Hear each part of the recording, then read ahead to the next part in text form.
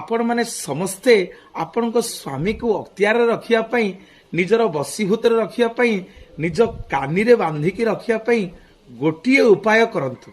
आपणकर स्वामींकर बापा माँ अर्थात आपणकर सासु ससुरर आपण जोर जबरदस्त बहुत मात्रा रे सेवा करंतु। आपण माने एमिति आपण सासु ससुर सेवा करंतु, एमिति सेवा करंतु जे आपण स्वामी देखिले एते खुशी हो जाउथिबो। जेते बेले जहा कहिबो तम स्वामी की तम कथा को से भांगी पारिबनी। थरे परीक्षा करिके देखंतु आपण सासु ससुर सेवा एते करंतु, एते सासु ससुर मन खुशी रखंतु।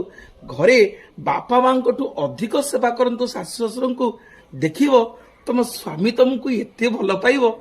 जेते बेले तमे तम स्वामी की जहा कहिबो तम स्वामी तमरी कथारे परिचालित हबो, तमरी कानी रे बांधी रहिबो, तमरी